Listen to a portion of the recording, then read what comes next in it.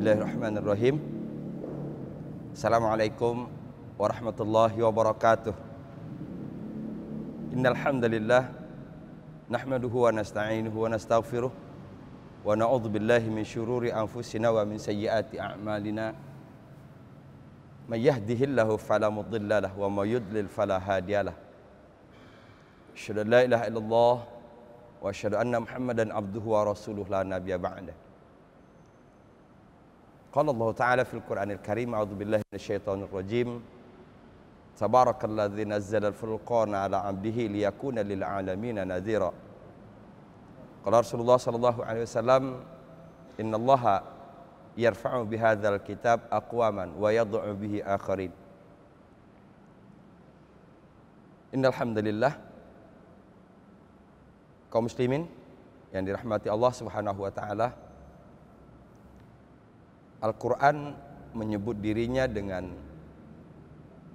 yukhrijuhum minaz zulumati ilan nur, mengeluarkan siapa saja dari zulumat ilan nur, dari kegelapan menuju cahaya. Sehingga semua proses yang kita lakukan terhadap Al-Quran, membaca, menghafal, mempelajari tafsir, tilawah, bahkan tadabbur, seluruhnya harus berada di konteks ini. Ada satu kejujuran dalam diri bahwa kita ingin beranjak dari kondisi saat ini ke kondisi lebih baik. Kita ingin dikeluarkan dari zulumat ilan nur. Zulumat dalam artian tauhid, dari ranah musyrik, kemungkinan musyrik kepada tauhid. Zulumat berarti dari tidak tahu menjadi tahu. Zulumat dari arti tidak jelas menjadi jelas. Kalau dalam konteks itu seseorang membaca Al-Quran, saya yakin insya Allah, Allah akan tunjukkan kepadanya jalan. Allah akan tunjukkan kepadanya kemudahan. Kaum muslimin rahimakumullah, kehadiran tadabbur surat Yasin ini pada hakikatnya untuk membuka sesuatu yang selama ini tertutup, untuk memberikan nilai tambah agar aktivitas yang kita lakukan terhadap Al-Quran lebih mengarah kepada hal-hal yang bersifat positif, dan ujungnya kita berharap mudah-mudahan diberi kekuatan oleh Allah Subhanahu wa taala untuk dapat mengaplikasikan ajaran Quran dalam kehidupan sehari-hari. Kembali kita bertemu dengan tadabbur Al-Quran, tadabbur surat Yasin. Kaum muslimin rahimakumullah, kita masih berada dalam pembahasan bagaimana kekacauan sikap, kekeliruan, kerancuan berfikirnya orang-orang musyrik. Ini untuk jadi ukuran bagi kita, dengan harapan mudah-mudahan kita diselamatkan oleh Allah dari kekacauan, dari kerancuan cara berfikir itu. Karena keselamatan dunia dan akhirat itu harus berangkat dari kejelasan berfikir, ketepatan dalam menentukan sikap. Kaum muslimin rahimakumullah, kita lanjutkan ayat ke-47. Setelah sebelumnya ayat 46 menyebutkan bahwa setiap datang kepada mereka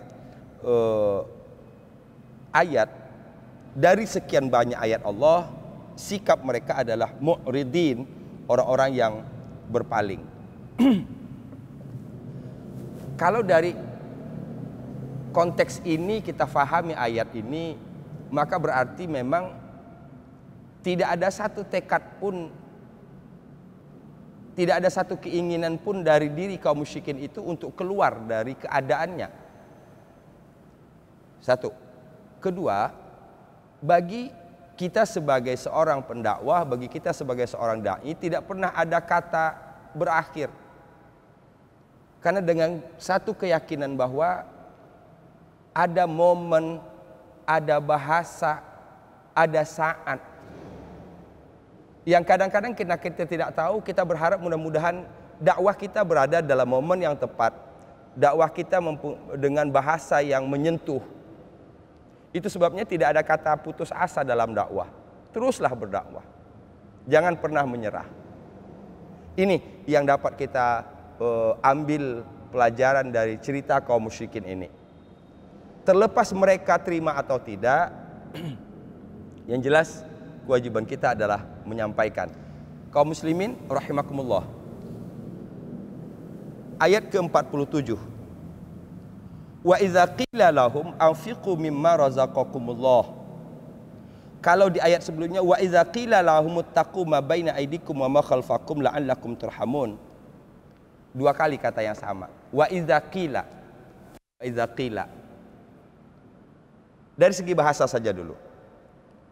Saya berharap mudah-mudahan kita meyakinkan diri kita, kalaupun yang besar tidak dapat, minimal yang kecil kita dapat. Apa yang kecil dalam belajar Quran itu? Baca. Yang kedua, arti kata-kata. Wa idza qila, dan apabila dikatakan, kita lihat dari ayat 46, satu ayat 46, ayat 45 maksud saya, sama juga ayat ke-47. Wa idza qila lahum, wa dan idza apabila qila telah dikatakan, qila telah dikatakan, kita tambah satu lagi. Qala dia telah berkata, qalu mereka berkata, qul katakanlah, qila telah dikatakan. Jadilah dulu. Sehingga seputar kata ini minimal kita dengan 4 perubahan kita sudah tahu, kita sudah backup pikiran dan hati kita dengan arti. Qala dia telah berkata, qalu mereka telah berkata, qul yang paling banyak kita dengar, katakanlah perintahnya. Bentuk pasifnya qila telah dikatakan. Wa idza dan apabila qila dikatakan kepada mereka kaum musyrikin, di sini dikatakan kepada mereka kaum musyrikin, anfiqu mimma razaqakumullah. Anfiqu, anfiqu itu perintah. Kalau di awal Al-Baqarah kita temukan kata wa mimma razaqnahum yunfiqun, ujung yunfiqun, mereka menginfakkan, mereka membelanjakan. Itu dalam bentuk mudhari, dalam bentuk sedang dan yang akan datang. Yunfiqun. Nah, sementara di sini kita menemukan kata anfiqu, anfiqu, belanjakan oleh kalian, nafkahkan oleh kalian, infakkan oleh kalian. Saya ulang, minimal kita dapat arti bahasa. Wa idza dan apabila qila dikatakan lahum kepada mereka, mereka di sini maksudnya orang-orang musyrik. Apa yang dikatakan kepada mereka? Anfiqu, anfiqu, infakkan oleh kalian, belanjakan oleh kalian, nafkahkan oleh kalian. Mimma razaqakumullah, dari apa-apa yang razaqakumullah Allah telah rizkikan kepada kalian. Allah telah beri rizki kepada kalian.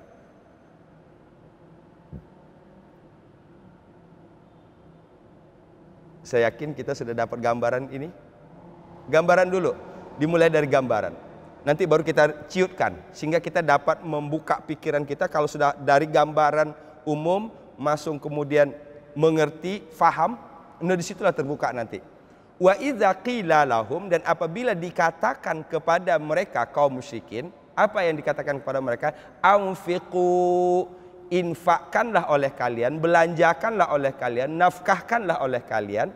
Apa yang harus diinfakkan dan dibelanjakan itu? Mimma razaqakumullah, dari apa saja yang Allah rizkikan kepada kalian.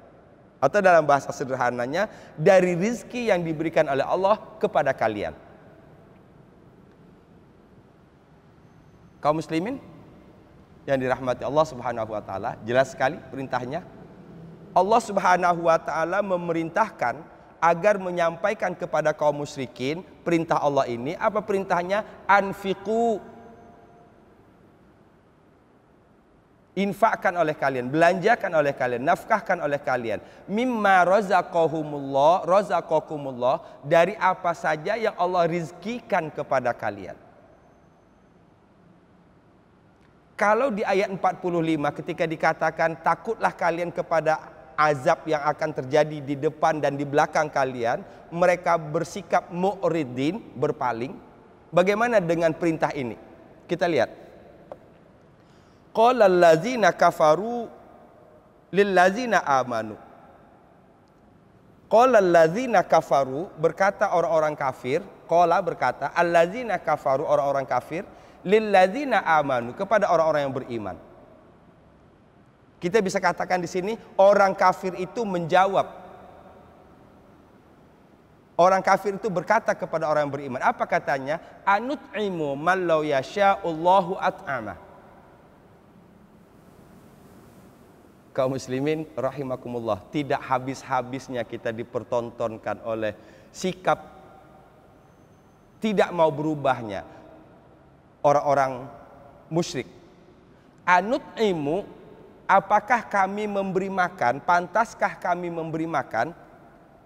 Man law yasha'ullahu at'amah, orang yang kalau Allah kehendaki niscaya dia memberinya makan.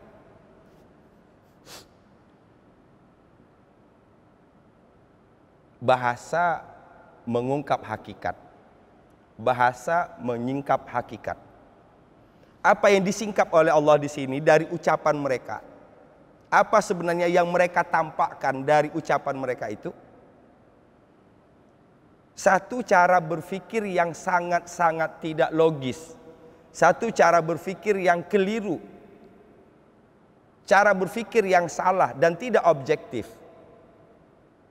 Anut'imu, apakah kami akan memberi makan man law yasha'ullah, orang yang kalau Allah menghendaki, at'amah, niscaya Allah memberinya makan.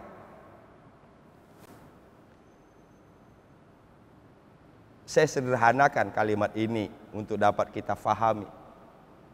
Paling tidak kerancuan cara berfikir ini bukan saja dalam konteks memberi rizki, tapi dalam konteks menyembah, dalam konteks menentukan halal dan haram. Mereka menyebutkan seakan-akan bahwa kalau dia miskin karena Allah yang menghendaki dia miskin. Itu kata kunci. Kalau dia menjadi penjahat, niscaya Allah yang memang menghendaki dia menjadi penjahat. Kaum muslimin rahimakumullah, nauzubillahi min zalik. Inilah salah satu cara berfikir orang musyrik itu. Apa pantas kami memberi makan orang yang kalau Allah menghendaki, man law yasha'ullah, kalau Allah menghendaki, at'amah, Allah memberinya makan. Berarti mereka miskin, mereka kelaparan, mereka kesusahan karena Allah tidak menghendaki memberinya makan. Coba kita lihat. Kita bisa temukan dengan mudah cara berfikir yang ngaco ini, kaum musyrikin ini. Kita bisa temukan dalam surat An-Nahl, surat ke-16 ayat 35.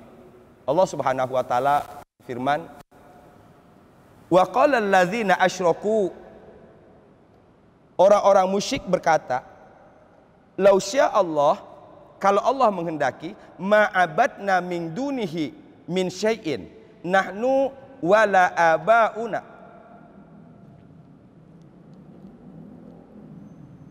Kalau Allah menghendaki, niscaya kami tidak akan menyembah sesuatu selain Allah, baik kami maupun bapak-bapak kami. Apa maksudnya ini? Orang musyrik mengatakan bahwa mereka berada dalam kemusyrikan itu karena Allah menghendaki mereka seperti itu. Demikian juga bapak-bapak mereka. Ini kalau kita kembangkan banyak lagi nih poin-poin yang akan kita dapat dari ini. Tapi saya hanya menggarisbawahi, inilah contoh cara berfikir yang keliru kaum musyrikin itu. Kalau Allah menghendaki, ma'abadna, kami tidak akan menyembah, min dunihi, dari selain Allah, min syai'in, segala sesuatu. Nahnu wala abauna, baik kami maupun bapak-bapak kami.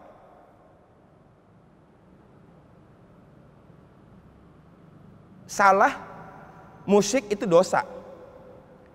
Tapi menyebutkan bahwa dirinya musyrik karena Allah menghendaki agar dia musyrik, itu dosa yang lebih parah lagi. Saya ulang, untuk dapat bagi kita jelas, inilah cara berfikir kaum musyrikin. Musyrik itu dosa yang tidak diampuni. Innallaha la yaghfiru ayyushraka bihi wa yaghfiru ma duna dzalika liman yasha. Allah tidak mengampuni dosa musyrik. Allah mengampuni dosa selain itu bagi siapa saja yang Allah kehendaki. Musyrik itu dosa besar. Tapi kalau kita lihat lagi, dosa besar lagi ketika dia mengatakan bahwa dia menjadi musyrik karena Allah menghendaki dia musyrik. Ada banyak ayat yang dilanggarnya, ada banyak ketentuan Allah yang dia tidak tahu. Satu. Kedua, wala harramna min dunihi min syai'in. Wala harramna min dunihi min syai'in. Kami tidak akan mengharamkan segala sesuatu. Dia mengharamkan dan menghalalkan apa yang dia lakukan dalam konteks dia. Itu karena Allah menghendaki seperti itu. Jelas? Kalau bahasa sederhananya, apa tujuan Allah memberinya akal? Apa tujuan Allah memberikan panca indera? Apa tujuan Allah menurunkan tuntunan? Kaum muslimin rahimakumullah. Tambah kita buka lembaran Quran, tambah terlihat kelucuan cara berfikir kaum musyrikin. Dan yang menyedihkan kita adalah mereka merasa nyaman dengan keadaan itu. Mereka tidak pernah menyalahkan diri mereka. Karena mereka tidak bisa menyalahkan orang. Kita lihat ketika ashab Qaryah, ketika Rasul datang, mereka bernasib malang karena kehadiran Rasul-Rasul tadi. Rasul disalahkan. Satu. Kedua, di sini diperlihatkan lagi Allah yang salah. Mengapa menjadikan dia musyrik? Astagfirullahaladzim. Coba kita lihat. Lau sya Allah, kalau Allah menghendaki, ma'abna min dunihi min syai'in, kami tidak akan menyembah sesuatu selain Allah.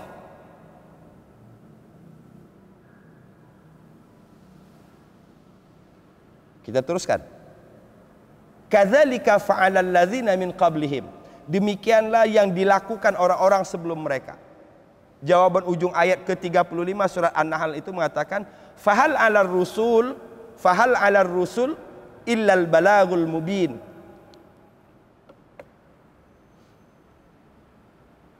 Bukankah tugas Rasul itu hanya sebagai balag, penyampai? Bukankah tugas Rasul itu hanya sebagai penyampai yang nyata? Ayat 35 surat An-Nahl. Kita lihat lagi. Ayat 148 surat Al-An'am. Sayaqulul ladzina asyraku law syaa Allah ma asyrakna wala abauna wala harramna min syai'in. Sama dengan yang tadi, tapi di sini jelas-jelas dengan bahasa asyrakna. Walau syaa Allah, kalau Allah menghendaki, ma asyrakna, niscaya kami tidak akan menyekutukan baik kami maupun bapak-bapak kami. Tidak mudah, hanya orang yang berkomitmen sebagai balagul mubin sajalah yang bertekad untuk menyampaikan dakwah kepada mereka. Karena kalau kita lihat ini memang sudah tertutup. Karena disebutkan oleh Allah dalam ayat Yasin ini, ayat ke-10, sawaun alaihim a'adzartahum am lam tunzirhum la yu'minun. Sama saja bagi mereka. Dengan bahasa apapun yang kita sampaikan, perintah apapun yang kita sampaikan kepada mereka, jawaban mereka tetap pada satu kesimpulan, menolak. Penolakan mereka dengan lebih menyakitkan lagi. Menuduh Rasul sebagai orang yang membawa kemalangan, menuduh Allah dengan tuduhan yang sangat keji. Dalam surat Ar-Ra'd padahal jelas, innallaha la yughayyiru ma biqaumin hatta yughayyiru ma bi anfusihim. Allah tidak akan mengubah satu kaum sampai mereka mampu mengubah apa yang ada dalam diri mereka. Kaum muslimin rahimakumullah. Saya teruskan ini sehingga saya berharap mudah-mudahan kita mendapatkan satu konsep, mendapatkan satu gambaran bagaimana kekacauan cara berfikir, bagaimana kekeliruan cara berfikir kaum musyrikin. Kadzalika kadzdzabal ladzina min qablihim hatta dzaqu ba'sana. Kalau tadi disebutkan kadzalika fa'alal ladzina min qablihim. Demikian yang dilakukan orang-orang sebelum mereka. Sebelum kaum musyrikin Mekah itu. Jadi sudah begitu memang, dan mereka terus mengikuti yang seperti itu. Di sini kadzdzabal ladzina min qablihim. Kadzalika demikian itu, kadzdzabal ladzina min qablihim, orang-orang sebelum mereka mendustakan, hatta dzaqu ba'sana, hatta dzaqu ba'sana. Sampai mereka merasakan azab kami. Hatta dzaqu ba'sana ini berarti memperlihatkan kepada kita tidak ada itu upaya untuk keluar dari tadi. Jadi kalau dalam bahasa aplikasi begini barangkali, dalam konteks musyrik ataupun yang bukan musyrik, seseorang akan melakukan perubahan dalam hidup ini. Seseorang akan melakukan perubahan dalam hidup ini kalau ada satu tekad, kalau ada satu target. Dengan target itu mereka pasti akan selalu melakukan introspeksi, mereka akan selalu melakukan muhasabah. Kita sebagai seorang mukmin, target kita hasanah fid dunya, hasanah fil akhirah. Nah, untuk mewujudkan hasanah fid dunya itu, ini garis besarnya Allah tuntun kita dengan Al-Quran.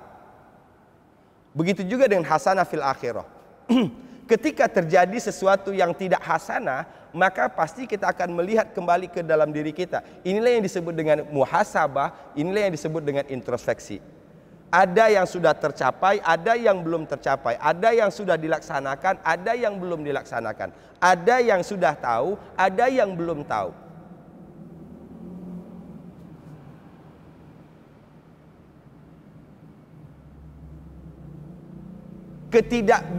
Kemampuan mereka keluar dari keadaan seperti itu karena tadi mereka nggak punya target, jalani hidup apa adanya.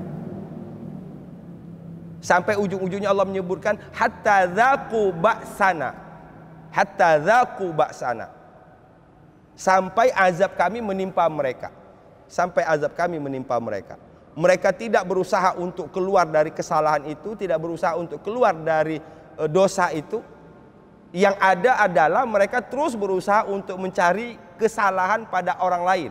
Rasul disalahkan, Allah disalahkan. Kaum muslimin rahimakumullah. Mudah-mudahan kita diselamatkan oleh Allah dari cara berpikir yang seperti ini.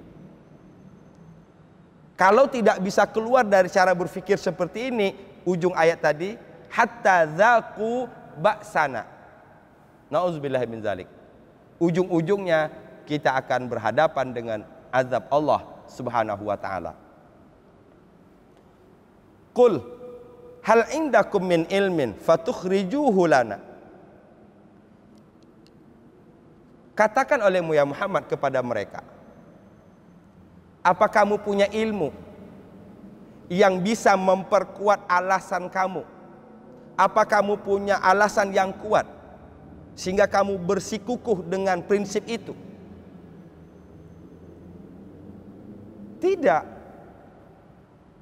Alasan orang musyrik selalu sama. Demikianlah yang kami dapati dari nenek-nenek moyang kami. Bahkan Al-Baqarah menyebutkan awalau kana aba'uhum la yaqiluna syai'an wa la yahtadun. Itu sudah sangat keras menurut saya. kritik Quran. Mereka tetap patuh kepada nenek moyang mereka. Mereka orang yang tidak bisa hidup di zamannya. Mereka terus mengikut kepada zaman lalu, masa lalu. Kana abauhum la yaqiluna syai'aw wa la yahtadun. Walaupun bapak-bapak mereka itu tidak berfikir dan tidak mendapat hidayah, tetapi kadzatna alaihi abaana. Demikianlah yang kami dapati, inilah yang diwariskan oleh bapak-bapak kami. Kaum muslimin rahimakumullah.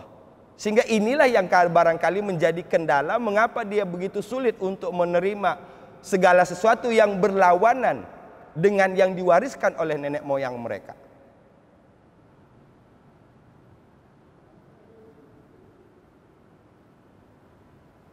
Kaum muslimin yang dirahmati Allah Subhanahu wa taala. Iyat in tattabi'una illa dhanna wa in antum illa takhrusun. Tidaklah mereka kecuali hanya menduga-duga. Dalam Islam kita tidak boleh berada di tingkat zon. Kita harus sampai kepada yakin. Zon, ilmu, yakin.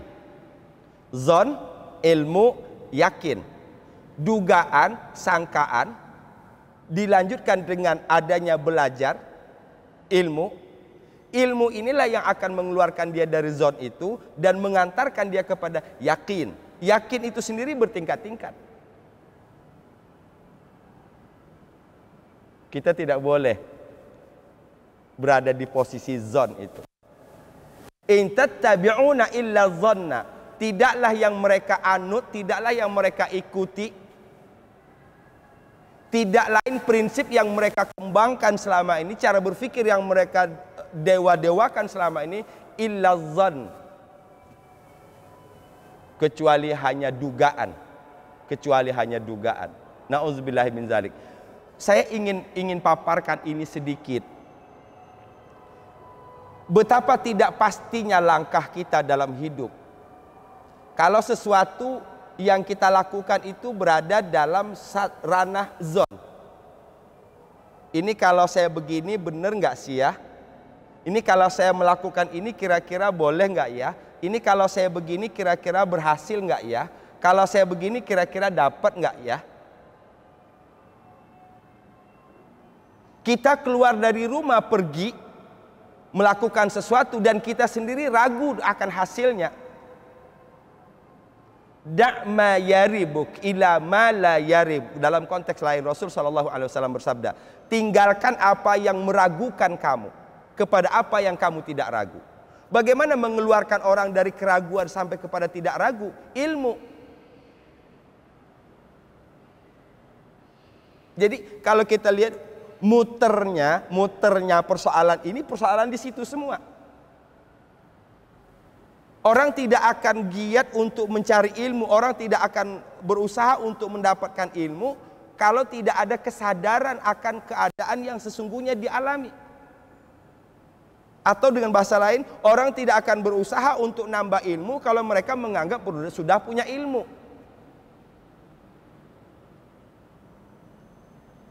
Makanya berkali-kali Allah Subhanahu wa taala mengajarkan kepada kita dalam fasiru fil ardh fanzuru kaifa kana aqibatul mukadzibin. Ini tujuannya supaya kita keluar. Fasiru fil ardh. Lakukan perjalanan di muka bumi ini. Di muka bumi yang luas ini. Perjalanan. Fanzuru, perhatikan. Kaifa kana aqibatul mukadzibin. Bagaimana endingnya orang-orang yang mendustakan kebenaran. Bagaimana akhirnya orang-orang yang mendustakan Allah Subhanahu wa taala. Silakan lakukan perjalanan. Tapi satu tadi, fanzuru, untuk mengambil pelajaran. Kaum muslimin yang ke 47. In antum illa fi dhalalim mubin. Kembali. Kesimpulan di atas tadi sudah tidak salah lagi. Bahkan terus akan diperkuat oleh ucapan mereka sendiri. Mereka tidak mau menerima perintah Allah yang disampaikan oleh siapapun yang menyampaikan kepada mereka dengan alasan yang bermacam-macam, bahkan memunculkan tuduhan-tuduhan yang tidak benar kepada Allah Subhanahu wa taala. Di sini disebutkan illa fi dhalalim mubin. Ngaco enggak cara berpikirnya? Justru yang mengajak kepada kebenaran tadi yang mereka sebut sebagai dhalalim mubin, berada dalam kesesatan yang, kalau boleh dibalikin lagi, yang sesat itu kamu. Tapi tidak akan mereka terima. Kaum muslimin yang dirahmati Allah Subhanahu wa taala. Demikian satu ayat. Ayat 47 surat Yasin. Kesimpulannya, berdakwah di hadapan kaum musyrikin berarti harus berangkat dari mengubah cara berpikir. Mengubah cara berpikir. Karena kalau tidak mengubah cara berpikir, tidak akan bisa. Karena mereka sudah merasa nyaman di zona itu. Mereka sudah merasa nyaman dengan keadaan mereka. Rasa nyaman dengan keadaan mereka inilah yang akan melahirkan sifat-sifat lainnya. Salah satu di antaranya adalah kesombongan dan melihat orang lain di bawah mereka. Mudah-mudahan Quran dapat membuka pikiran dan hati kita. Quran dapat menyadarkan kita. Quran dapat membawa kita untuk introspeksi. Apakah kita sudah berada dalam cara berpikir yang benar, atau jangan-jangan kita masih mempunyai kemiripan dengan kaum musyrikin. Na'udzubillah, tsumma na'udzubillah. Lebih dan kurang mohon dimaafkan. Wal afu minkum. Assalamualaikum warahmatullahi wabarakatuh.